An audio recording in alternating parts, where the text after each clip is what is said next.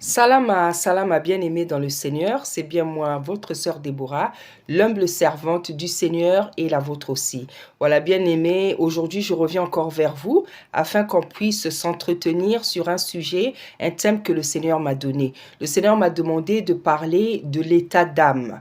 Voilà, l'état d'âme, c'est vrai, on entend souvent l'état d'âme, souvent l'état d'esprit, les gens font même la confusion. Est-ce que toutes les personnes qui parlent d'état d'âme, est-ce que toutes les personnes qui savent, qui entendent parler de l'état d'âme, savent ce que c'est l'état d'âme? Voilà. Donc, de manière un peu rapide, je vais essayer un peu de définir qu'est-ce que c'est l'état d'âme d'une personne. Dans l'état d'âme d'une personne, on peut dire que c'est l'identité d'une personne, son état moral en fait, son état moral, l'état de son cœur en fait, parce que voilà, l'état d'âme représente l'état du cœur en fait, voilà, hein, ton identité morale, hein, l'état de ton cœur, l'état de ton esprit. Tu es quelle personne? Est-ce que tu es une personne bonne?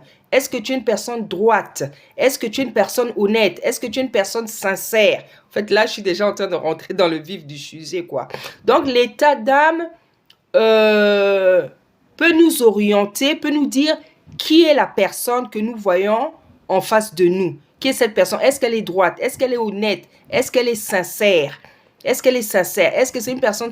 Voilà, c'est un peu tout ça, l'état d'âme. C'est ton état spirituel, en fait. C'est ton état spirituel. Tu es quel genre de personne? Est-ce que tu es une personne droite? Est-ce que tu es une personne qui n'est pas droite? Parce que c'est vrai que il y a deux sortes de personnes sur la terre. Il y a des gens qui sont bons, il y a des gens qui ne sont pas bons. Voilà. Et souvent, les gens qui ne sont pas bons, ce sont des gens qui ne sont pas droits. Parce que il y a deux qualités que le Seigneur demande à ses enfants d'avoir.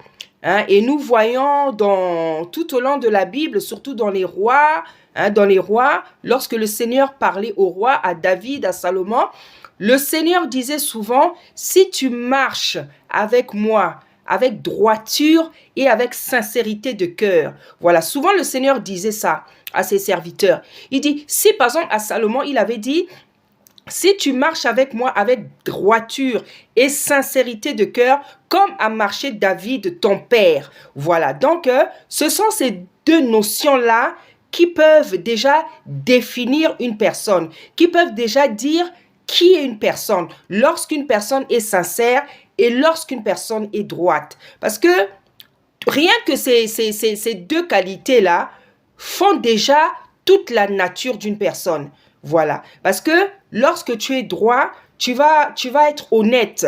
Tu vas pas prendre des chemins détournés pour agir dans la vie, pour faire comment dire, des choses dans la vie. Lorsque tu es une personne sincère, c'est-à-dire quand tu t'adresses à Tata Nzambé ou quand tu t'adresses même à ton prochain, tu es sincère avec lui, c'est-à-dire que tu n'es pas hypocrite, c'est-à-dire que ce qui sort de ta bouche, c'est directement ce qui provient de ton cœur. Voilà, c'est pour ça que le Seigneur nous demande de garder notre cœur plus que tout, parce que la Bible dit que de l'abondance des paroles, comment dire, de l'abondance de la bouche. En fait, tout ce qu'on sort de nos bouches revient de la profondeur, de l'abondance des pensées de notre cœur.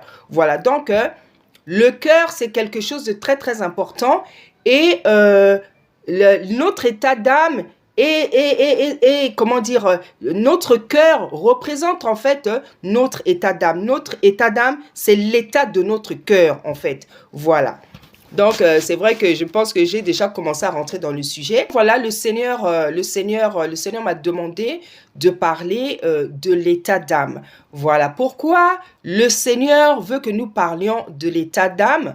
C'est tout à fait normal, c'est tout à fait logique, bien aimé dans le Seigneur, parce que toutes les personnes qui sont autour de nous, tout notre entourage, nos amis, nos familles, nos responsables, toutes les personnes, chaque personne qui est en face de toi, si Tata Nzambe ne te montre pas son état d'âme, tu ne peux pas la connaître, bien-aimé. Tu ne peux pas la connaître. Tu ne peux pas connaître les profondeurs de la personnalité du caractère d'une personne. Il n'y a que Tata Nzambe qui peut te révéler ces choses-là.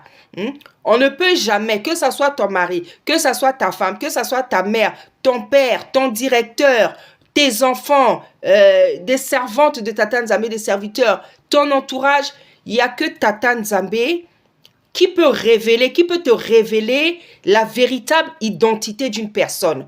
Parce que tu peux vivre avec une personne pendant 10 ans, pendant 30 ans, ça peut être ta femme, ça peut être ton mari. Pourquoi je prends plus l'exemple des femmes et des maris? Parce que la femme et le mari, nous dormons ensemble. Donc, logiquement, c'est la personne que tu es censé connaître vraiment le mieux. Et nous voyons que dans la vie, ce n'est pas toujours le cas. Nous voyons que dans la vie, ce n'est pas toujours le cas. Hein? Vous voyez par exemple cette chantre nigérienne qui vient de perdre sa vie à cause d'un mari qui la battait. Dites-moi, lorsqu'elle a épousé ce monsieur-là, est-ce qu'elle connaissait ce monsieur? Lorsqu'elle a épousé ce monsieur, est-ce qu'elle connaissait ce monsieur? Est-ce qu'un jour, elle savait qu'elle allait perdre sa vie parce qu'elle se faisait battre? Si elle savait tout ça, je pense qu'elle ne se serait jamais mariée avec ce monsieur-là. Voilà, donc c'est pour dire, bien-aimé dans le Seigneur, que si le Seigneur veut que nous parlions de l'état d'âme, parce que c'est très très important, bien-aimé, de connaître l'état d'âme de toutes les personnes qui t'entourent, que ça soit de ta femme, que ça soit de ton mari, que ça soit de tes enfants, que ça soit de tes parents, que ça soit de ton entourage, que ça soit de ton pasteur, que ça soit de la prophétesse qui te suit. Bien-aimé, c'est important dans la vie de connaître l'état d'âme des personnes qui t'entourent, l'état d'âme des personnes avec lesquelles tu vis. Bien-aimé, c'est très très important parce que la Bible dit encore que est-ce que on peut marcher? Est-ce que deux hommes peuvent marcher ensemble s'ils ne s'entendent pas, s'ils ne se sont pas convenus? Est-ce que deux hommes, quand je dis deux hommes, c'est-à-dire deux êtres humains, est-ce que deux hommes peuvent marcher ensemble, vivre ensemble, faire des affaires ensemble si elles ne se sont pas convenues? Non. Voilà. Donc, c'est pour ça que, bien aimé, c'est très important de connaître, je le répète, l'état d'âme de ton mari, l'état d'âme de ta femme, l'état d'âme de tes enfants, l'état d'âme de ton entourage. Parce que parmi toutes ces personnes-là, il y en a avec nous construisons nos vies avec notre entourage, nos femmes, nos maris, nos enfants, nos parents. Donc, c'est important de savoir avec qui tu dors, bien-aimé. De savoir la femme avec qui tu dors, de connaître le mari avec lequel tu dors, de connaître l'état d'âme des enfants que tu as enfantés, de connaître l'état d'âme du pasteur qui te dirige, bien-aimé. C'est très, très important. De connaître même l'état d'âme de tes parents, de ton père, de ta mère. Parce que c'est pas parce qu'il est ton père, il est ta mère, qu'il est automatiquement bon. Non. Hein? Tu peux avoir une maman qui est sorcière. Tu peux avoir un papa qui est sorcier. Donc, tous ces gens-là, chacune de toutes les personnes que je viens de citer, chacun peut être sorcier. Et tu es né, par exemple, d'une femme, tu ne sais pas que c'est une sorcière. Tu es né d'un homme, tu ne sais pas que c'est une sorcière. Ton pasteur, il a la semence de la sorcellerie. Il a la sorcellerie. Toi, tu ne sais pas que c'est un sorcier. Tu as parmi des enfants que tu as enfantés. Il y en a qui ont la semence, qui sont des sorciers. Tu ne le sais pas. Donc, tu vis comme ça dans la vie. Tu évolues comme ça et tu ne connais pas l'état d'âme de toutes les personnes qui t'entourent, de toutes les personnes qui vivent avec toi. Bien-aimé, ce n'est pas normal. C'est de l'ignorance. Parce que le Seigneur nous apprend toujours tout ce que nous devons apprendre. Dans la Bible, le Seigneur nous a dit beaucoup de choses. Et dans la Bible, ce n'est pas les versets qui manquent pour parler de cette situation-là. Ce ne sont pas les versets qui manquent, bien-aimés dans le Seigneur. Voilà, je disais que dans la Bible, ce ne sont pas les versets qui manquent, bien-aimés dans le Seigneur, des versets pour nous parler de cette situation. Donc, bien-aimés, c'est très très important de connaître l'état d'âme de ton père, de ta mère, de ta femme, de ton mari, de ton pasteur, de tes enfants, de ta meilleure amie, de tout ton entourage bien-aimé. C'est très très important. Pourquoi le Seigneur veut que nous connaissions l'état d'âme des gens qui nous entourent? Bien-aimé, rien ne me paraît plus logique, rien ne me paraît plus naturel. C'est très très important. Est-ce que tu auras envie de vivre? Ça te ferait plaisir de découvrir un jour que tu vivais avec une sorcière ou avec un sorcier. Ça ne te ferait pas plaisir. C'est pour ça que, bien aimé, il y a beaucoup de trahison dans les relations. Il y a beaucoup de trahison dans les relations. Il y a beaucoup de trahison dans les couples. Il y a beaucoup de trahison dans les amitiés. Il y a beaucoup de trahison, de déception dans les relations humaines. Parce qu'en fait, les gens ne connaissent pas la personne avec qui ils sont. Hein? Ça peut être ta femme, ça peut être « oh mon meilleur ami »,« oh ma meilleure amie »,« oh ceci, cela »,« oh pire ngai », comme on dit chez nous au pays. Yo yo pire ngai, donc ça c'est vraiment ma personne, hein, motonangai, donc ça c'est vraiment ma personne qui peut pas me tromper, qui peut pas me faire me décevoir. Non, bien aimé, la seule personne qui ne peut pas te décevoir, c'est Tata Nzambe, je te dis la vérité. La seule personne qui ne peut pas te décevoir, c'est Tata Nzambe, parce que il est le créateur, il est parfait, il n'a pas de défaut, donc il ne pourra jamais te trahir, il ne pourra jamais te décevoir, parce qu'il est parfait, parce que il n'a pas de défaut, parce qu'il est le créateur. Mais toi et moi, on est limités, on a des défauts, on a la nature pécheresse, on peut se trahir, on peut se faire du mal. C'est pour ça que le Seigneur dit dans Jérémie qu'il n'y a pas une seule personne qui est bonne, même pas un seul. Hein? Tous sont péchés dans Romains, tous sont péchés et sont privés de la gloire, privés de la gloire de Tata Nzambe. Hein? Donc, nous les hommes, nous avons la nature pécheresse, que nous avons hérité d'Adam et de Ève. Donc, tel qu'on est là, si ce n'était pas le sang de Tata, de Isaïe qui nous avait lavé, si ce n'était pas sa mort, l'œuvre de la croix qui nous avait racheté, on est des gens abîmés, bien-aimés dans le Seigneur, je te dis la vérité. On est des gens abîmés, on est des gens gaspillés, avec des défauts, comme on dirait dans ma langue, ndengue na ndengue. Donc, toutes sortes de défauts, de péchés, des choses bizarres, si ce n'est pas le Seigneur qui nous avait rachetés, si ce n'est pas lui qui nous avait pardonné, si ce n'est pas lui qui nous avait lavé, si ce n'est pas lui qui nous avait sanctifiés, si ce n'est pas lui qui nous avait nettoyés, bien-aimés, on est des gens bizarres. Hein? Les êtres humains, les hommes sont des gens bizarres. Hein? Ce que nous sommes aujourd'hui, bien-aimés, c'est grâce à l'œuvre de la croix, c'est grâce au sang du Seigneur que nous sommes devenus ces personnes dignes, ces personnes qui peuvent se tenir devant la présence de Tata Nzambe, des personnes qui peuvent oser ouvrir la bouche devant sa personne. C'est pour ça que vous voyez Abraham, quand le Seigneur commençait à lui parler, le Seigneur, il demandait, c'est quand le Seigneur lui a demandé d'aller à Sodome là-bas pour faire sortir son neveu Lot.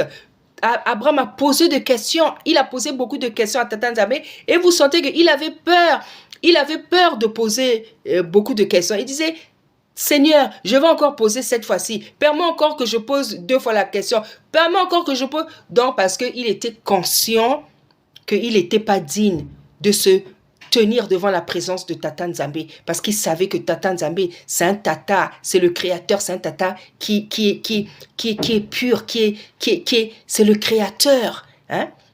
C'est le créateur. C'est pour ça que même dans Jérémie, on nous dit encore que qui oserait s'approcher de lui sans que il n'appelle? Qui peut s'approcher de lui? Qui peut s'approcher de Tata Nzambe sans que il nous attire à lui, sans qu'il soit attiré? Personne de nous ne peut s'approcher parce qu'il est tellement grand, il est tellement redoutable. Il est tellement redoutable que ce n'est pas évident. Nous sommes convertis, c'est par l'intercession de certaines personnes. C'est par des prières de certaines personnes. C'est vraiment rare que quelqu'un se dise, bon, je veux me convertir, je veux... Non, ce sont des prières qu'on a faites pour nous qui ont fait que aujourd'hui on connaisse le Seigneur. Donc, bien aimé, c'est très très important de savoir quelle est la personne avec qui tu dors, quels sont les enfants que tu as enfantés, quelles sont les personnes qui t'ont mis au monde, Quelles sont les personnes avec qui tu traînes? Quel est l'état d'âme de ton patron? Quels sont les états d'âme, l'état d'âme de tes frères et de tes sœurs? Parce qu'on a vu ce que les frères de Joseph lui avaient fait. Ça veut dire même tes sœurs, même tes frères peuvent te faire du mal. Bien-aimé, c'est très très important de connaître l'état d'âme des personnes qui t'entourent. La Bible dit, dans Jérémie encore, que les ennemis, nos ennemis sont les gens de notre famille. Les premiers ennemis, ce sont les gens de notre famille. Parce qu'effectivement, un étranger, pourquoi il va te vouloir du mal? Pour te faire du mal, il va commencer comment? Il ne te connaît pas. Mais la personne qui te connaît très bien, elle connaît tes points faibles, elle peut te faire du mal. Donc, bien-aimé, je glorifie vraiment Tata Nzambe pour m'avoir donné ce sujet parce que c'est un sujet qui est très, très important, qui est puissant, qui est très, très important et qui est large aussi. Donc, je veux parler certainement en faisant plusieurs vidéos sur ce sujet parce que c'est très très large, bien-aimé, et c'est très très important. Je t'assure, bien-aimé dans le Seigneur, c'est très très important de connaître la personne avec qui tu vis, la personne avec qui tu dors. Comme j'ai dit, il y a beaucoup de déception, il y a beaucoup de trahison, il y a beaucoup de haine, il y a beaucoup de manque de pardon, il y a beaucoup de traumatisme dans les cœurs, il y a beaucoup de plaies non pensées, il y a beaucoup de blessures dans la vie des gens. C'est parce qu'ils ne savaient pas avec qui il est. Tu ne sais pas avec qui la femme avec qui tu t'es marié. Tu ne connaissais pas l'homme avec lequel tu t'es marié. Ça fait pas longtemps, tu viens de découvrir que ton père et ta mère, ce sont des sorciers. Tu as appris des choses qu'ils ont fait dans le passé, même avant que tu naisses. Tu viens d'apprendre certainement il n'y a pas longtemps que ta sœur est comme ça. Le Seigneur vient de t'ouvrir les yeux pour te montrer qui est ta famille. Quel est l'état d'âme des membres de ta famille. Tu viens de découvrir, Tata Nzambe vient de te faire savoir quel est l'état d'âme de celui que tu appelais ton meilleur ami, de celle que tu appelais ta meilleure amie. Parce que le meilleur ami, et la Bible dit, le meilleur ami, c'est Tata Nzambe lui-même. C'est Tata Nzambe lui-même. C'est pour ça qu'on appelle le meilleur ami, l'ami fidèle. L'ami fidèle, le meilleur conseiller. Un homme ne peut pas être un meilleur ami. Une femme ne peut pas être un meilleur ami parce que nous sommes des pécheurs. Nous avons la nature adamique. Donc, à un moment ou un autre, nous pouvons toujours nous décevoir. C'est pour ça, même si c'est inévitable, au moins de connaître l'état d'âme de tout ton entourage, des personnes avec lesquelles tu vis. Et comme je dis, je glorifie le Seigneur de m'avoir donné ce sujet bien-aimé parce qu'il y a beaucoup à dire. Il y a vraiment beaucoup à dire sur ce sujet. Parfois, je crois que c'était hier ou aujourd'hui, je dis, ah Seigneur, de temps en temps, là, tu n'as pas un peu des sujets doux à me donner là, bien-aimé. Vous savez, les thèmes que je traite, les messages que le Seigneur me donne, ils ne sont pas faciles. C'est vraiment une chaîne de sanctification. Ma chaîne bien-aimée, je vous assure, c'est vraiment une chaîne de sanctification. Je me rends compte que, c'est une manière de parler. Disons que je réalise vraiment, c'est une chaîne de sanctification. Ma chaîne, c'est une chaîne de sanctification. Les messages que Tata Nzambe me donne, c'est des messages qui mettent le pécheur mal à l'aise. C'est-à-dire que si tu aimes le péché, tu ne pourras pas supporter cette chaîne-là. Tu ne pourras pas aussi me supporter parce que je suis l'instrument que Tata Nzambe utilise sur cette chaîne. Vous savez, bien-aimé, chacun a sa mission sur la terre. Chacun a son appel et chacun aussi a ses messages. Moi, je vous avais dit, j'ai 3 messages que le Seigneur m'a donnés. J'ai le message de l'amour, le message de la sanctification et le message de la foi. Et comme j'avais dit aussi, il a commencé d'abord avec le message de la sanctification. Parce que quand je prêche, vraiment, on sent que c'est des messages de sanctification. C'est-à-dire des messages qui ne vont pas te laisser indifférent. Des messages qui vont t'interpeller. Voilà ce que je prêche. Des messages qui vont t'interpeller. Et si tu es sincère, si tu as vraiment l'esprit de tata, ce que le Seigneur met dans ma bouche, bien aimé, je t'assure, tu ne vas pas rester indifférent. Parce que c'est pas moi qui parle, c'est lui qui parle à ma place. Parce que à chaque fois que avant de faire une prédication, je dis toujours, Seigneur, prends ma bouche, que ma bouche devienne la tienne. Mets des paroles dans ma bouche, que moi je m'efface, que moi je disparaisse, que toi tu apparaisses, que moi je diminue, que toi tu croisses. Voilà toujours comment je prie, bien-aimé dans le Seigneur, pour que ça soit lui-même qui vous parle directement, que ma personne et ma bouche ne deviennent plus que des instruments dans ses mains en fait, afin que les personnes qui puissent écouter les messages les paroles qui mettent dans ma bouche soient délivrées, impactées, hein, consolées, édifiées, affermies, délivrées, bénies. Et la finalité, tout ça, c'est pour gagner le salut, bien-aimé dans le Seigneur.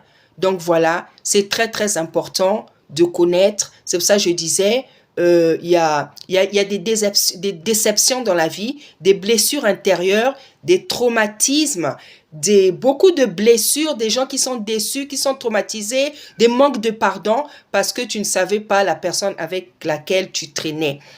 Cette personne que tu as tellement aimée, ça peut être ton meilleur ami. Ton meilleur ami, tu te dis, celui-là, c'est mon meilleur ami. Mais ton meilleur ami est sorti avec ta femme. Ton meilleur ami est sorti avec ton ami. Ça peut être celle que tu appelais ta meilleure amie, parce que chez les femmes aussi, mais ta meilleure amie là, elle est sortie avec ton mari.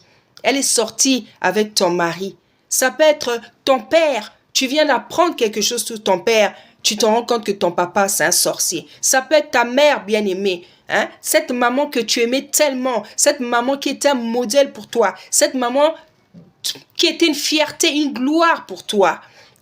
Tu viens d'apprendre des choses que ta maman a fait dans ta vie. Tu viens d'apprendre que ta maman, c'est une sorcière. Ça peut être ton mari, ça peut être ta femme. Tu viens d'apprendre quelque chose de terrible sur ton mari. Tu viens d'apprendre quelque chose de terrible sur ta femme. Ça peut être ton pasteur, ce monsieur, cette personne à qui tu faisais tellement confiance, qui t'a donné des enseignements, qui a prié pour toi, qui t'a imposé les mains, qui a prié pour ta femme, pour tes enfants, pour tellement de choses. Mais le Seigneur vient de te révéler que ton pasteur, c'est un sorcier. Ton pasteur, c'est un impudique. Ton pasteur, c'est quelqu'un qui pratique l'adultère, qui sort avec les jeunes filles. Donc, bien aimé, toutes ces choses-là, ça arrive, ça peut nous arriver parce que on ne connaît pas toujours les gens avec qui nous sommes, les gens avec qui nous dormons, les gens avec qui nous traînons, bien aimé. C'est très très important de savoir toutes les personnes, l'état d'âme de toutes les personnes qui t'entourent. Parce que comme la Bible dit, peut-on marcher ensemble, peut-on marcher avec une personne avec qui on ne s'est pas convenu, entendu. Tu peux être amené à faire des affaires avec une personne, mais cette personne-là, elle est malhonnête. Cette personne, elle est malhonnête, elle n'est pas droite, elle est même jalouse de toi.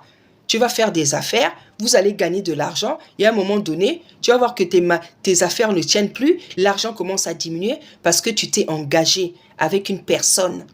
Tu t'es engagé avec une personne qui n'est pas honnête, qui n'est pas sincère. Toi, tu lui as fait confiance parce que tu l'aimes. Mais cette personne-là, elle n'est pas sincère. C'est cette personne-là qui a mis tes affaires, qui a fait tomber tes affaires aujourd'hui. Nous avons l'exemple du roi Josaphat qui s'était mis en alliance avec le roi Achab. Et le Seigneur lui avait reproché. Le roi Josaphat, c'était un enfant de Tata Nzambe, un roi que le Seigneur aimait beaucoup parce que lorsqu'il est arrivé au trône, il a fait beaucoup de réformes et c'était quelqu'un qui craignait beaucoup Tata Nzambe, qui aimait beaucoup Tata Nzambe, qui aimait parce qu'il a fait beaucoup de bonnes choses. En fait, je mettrai le passage et il est allé demander de l'aide au roi Achab. Achab qui était le mari de Jézabel. C'était aussi un roi d'Israël, mais c'était quelqu'un qui n'était pas droit, c'était quelqu'un qui n'était pas honnête, c'était quelqu'un qui ne craignait pas Tata Nzambé. Il s'en foutait même de Tata Nzambé, parce que, comme dit la Bible, non seulement il avait marié une Philistine, Jézabel, qui était une Philistine, la fille d'un roi, du roi de Sidon. Donc il a marié une païenne.